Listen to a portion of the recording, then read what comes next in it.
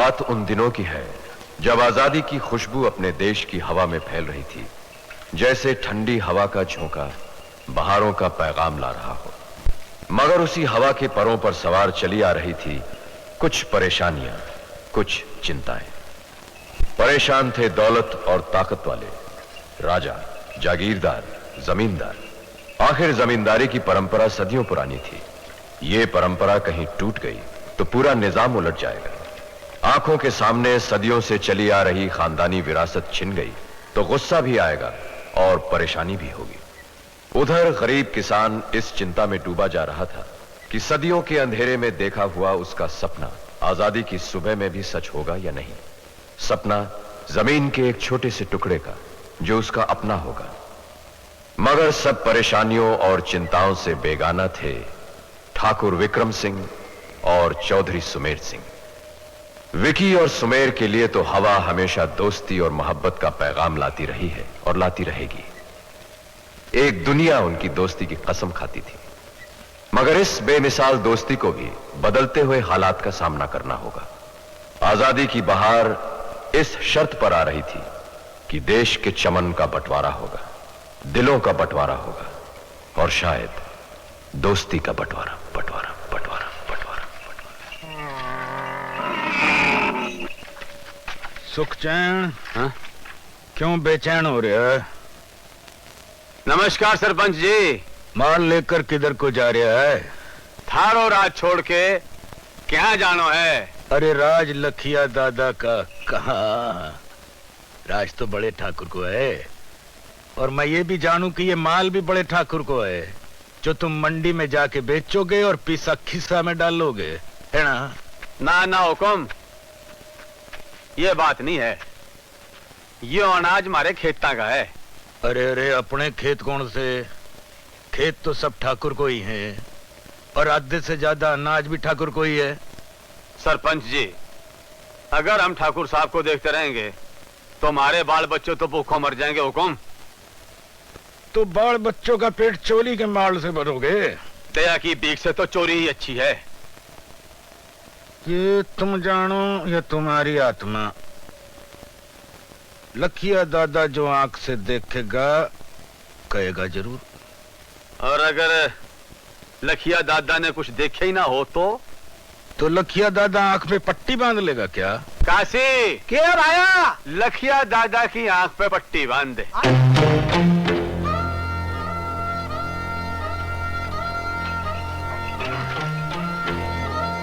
अब क्या कहते हो लखिया दादा? अरे किससे बात कर रहे हो? लखिया दादा ने ना कुछ देखा ना सुना। चलो जी। चलो काशी।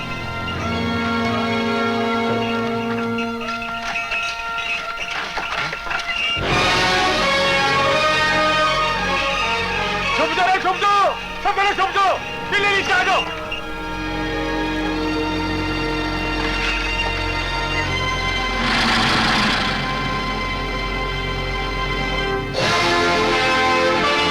मैंने दूर से गाड़ी देख ली थी, वह कम वक्त हमने देख लेता तो सहमत आ गई थी।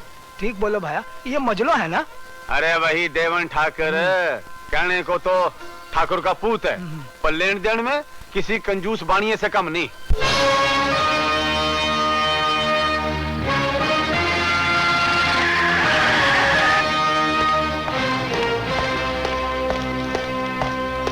विजू जी, जल्दी से मेरे कपड़े दो, मुझे पूजा के लिए जाना है। कपड़े तो कब से तैयार करके रखे हुए हैं, और नहाने का पानी भी। पा साहब ने आपका बहुत इंतजार किया। उनका कोई भी बेटा विजयदशमी की पूजा में उनके साथ नहीं गया। वो बहुत गुस्से में थे। क्यों? विक्रम भैया नहीं गए? वो शिकार से ही कब लौटे? युवराज जो है खेल ही तो खेलेंगे, काम काज के लिए हम जो ठहरे। और अब तो उनका छोटी जात का दोस्त सुमेर भी आ गया है।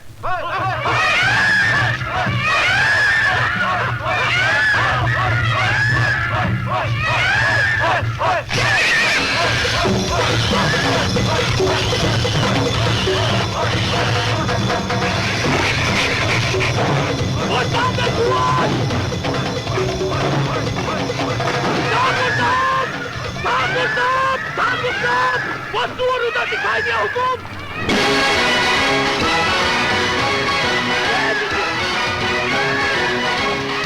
सुमेर!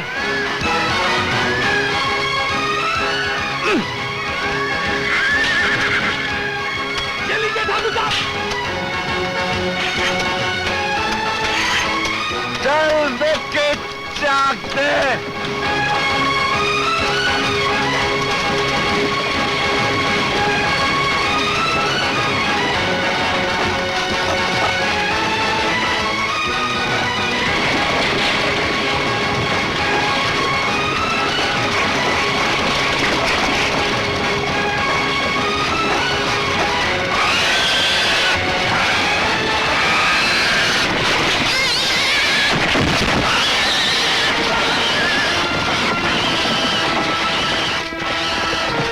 मार लिया विकी। खा लो इसे। अरे ये किस लिए हंस रही है इतना?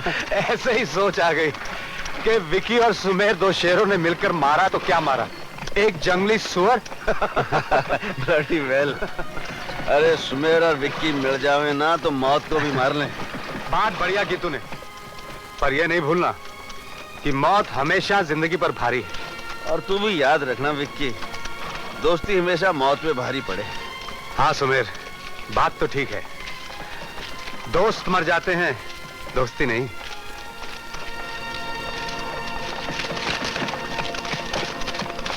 विक्की, एक को तो मार लिया।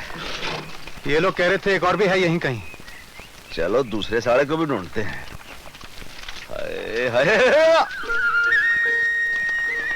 तू कहाँ चल दिया? मन ने मेरा शिकार मिल गया विक्की। क्या? हाँ, तू नहीं सुधरेगा। मन ने कहा जी, ए जी जी। हाय हाय हाय। दिद्दे फाड़ फाड़ कर के देख रही है? जी गुस्सा मत खाइयो, मैं तन्ने को ना देख रहा हूँ, मैं तो ऊँटने देख रहा हूँ। कितना नसीब वाला है, कितना खूबसूरत बोझा ढो ये। तू ढोएगा?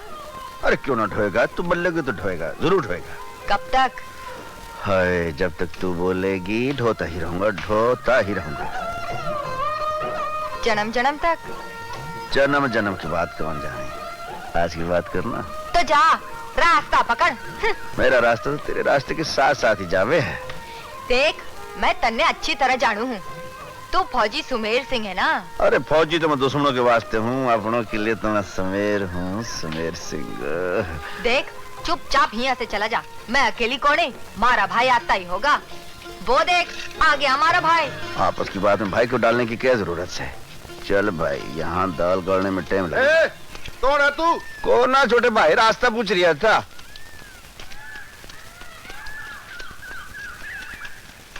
कौन है ये? सुमेर सिंह, अपनी बस्ती का।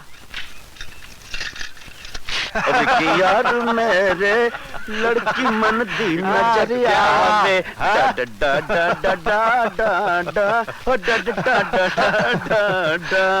शिकार समझ के लपक लिए थे? हाँ, अरे कमबख्त जन्म जन्मांतर की बात करने लगी। मैंने कहा हाँ, मन ने कहा हर लड़की ऐसी बात करे, आज की बात करनी है कर।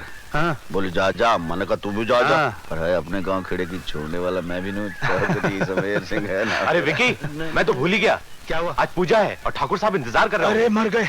सुमेर, मैं तुझे पूजा के बाद मिलूंगा। हाँ, मैं चलता हूँ। चल चल जल्दी चल। शिवे सर्वाधिसाधिके शरण्ये त्र्यंबके गौरी नारायणी नमस्तुते शरणागत दीनार्थं परित्राणपरायणं सर्वस्यार्थे हरे देवी नारायणी नमस्तुते या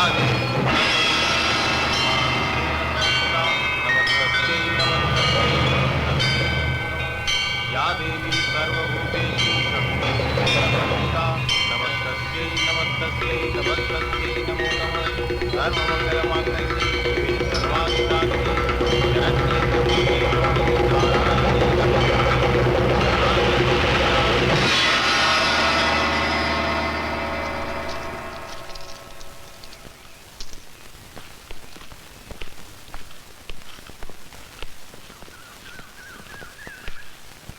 पधारो। पूजा पूरी हो गई? जी, देवी माँ की पूजा करके आ रहे हो, अब जाओ अपनी माँ का आशीर्वाद भी ले लो। जी।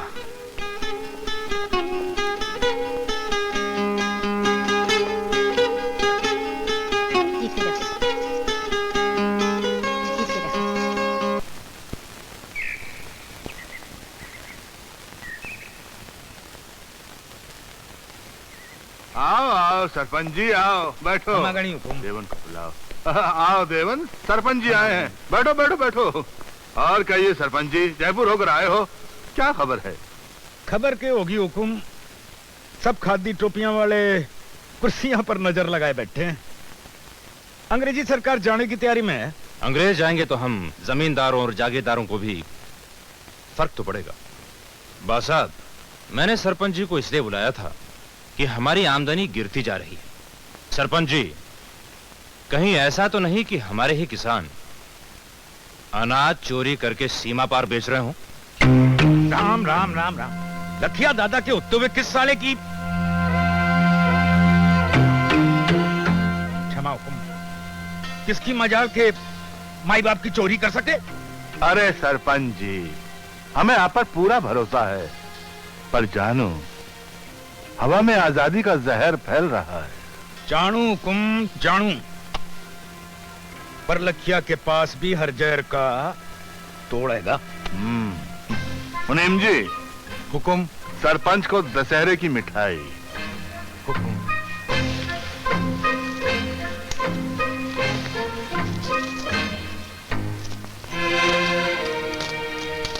कितना? 500।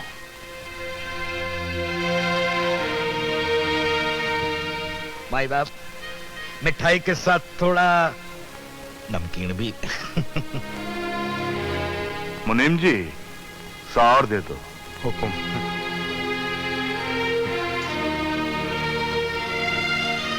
जय हो बड़े ठाकुर की जय हो। हम सोच रहे हैं कि किसानों को सालाना इनाम भी दशहरे के मौके पर दे दिया जाए। उपज कम होने की खुशी में? देवन, एक तो पहले ही नुकसान हो रहा और उस पर आप। हम फैसला कर चुके हैं।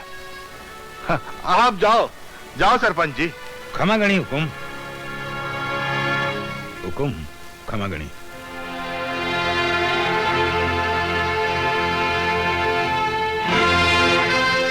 आपकी बात में बोलने की क्षमा चाहूं साहब,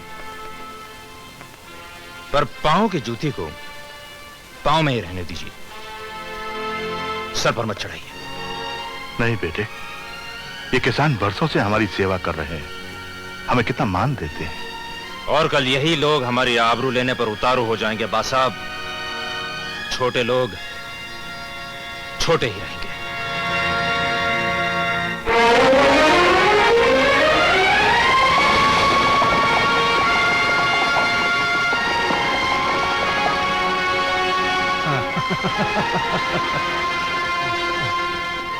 सुमेर, तुम देवन के साथ बैठो, मैं बास आपको देखता हूं। ओहो सुमेर सुमेर। नमस्कार ठाकुर कहो साहब। कैसे हो? बस ऊपर वाले की दया है, आपका आशीर्वाद है। जीते रहो बैठो। बैठो बैठो। जी नहीं ठाकुर साहब, फौजी आदमी ना जरा टेंशन रहने की आदत हो गई है। अरे वाह, फौजी जवान अब तो घर पे हो, एट ईज हो जाओ। चलो बैठ बैठ ना। विकी बेटे, आपका दोस्त बहुत समझदार है। अरे वाह, आखिर दोस्त किसका है बासाब? अभी कुछ रोज रुकोगे? जाना कहाँ है? डिसमिस। क्या मतलब? वो जी क्या है कि जंग खत्म हो गया है, फौज हमसे तंग आ गई, हम फौज से तंग आ गए।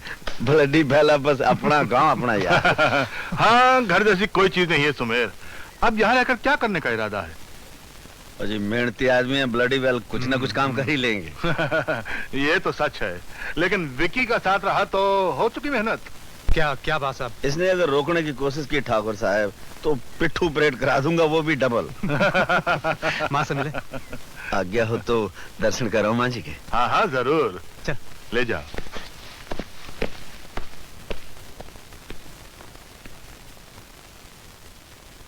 क्षमा करना बासाब, पर आप उस छोटी जात के आदमी को कहां बिठा रहे थे? हमारी बराबरी में या नीचे जमीन पर? देवन, चौधरी सुमेर सिंह बहुत समझदार लड़का है। वो हमारी बहुत इज्जत करता है, इसलिए वो हमारी बराबरी में बैठा नहीं, और जमीन पर बैठकर उसने अपनी आन पर आंच नहीं आने दी। बहुत ही समझदार। सुमीर, अच्छे तो रहे ना? बिल्कुल प्रसन्न रहा जी मैं। चल चलें। कहाँ? कहाँ जा रही है जोड़ी? माँ वो क्या है, इतने सालों से इसने पाठ वाठ किया नहीं, बिगड़ गया है। इससे मैं गीता का प्रवचन सुनाने ले जा रहा हूँ। गीता का?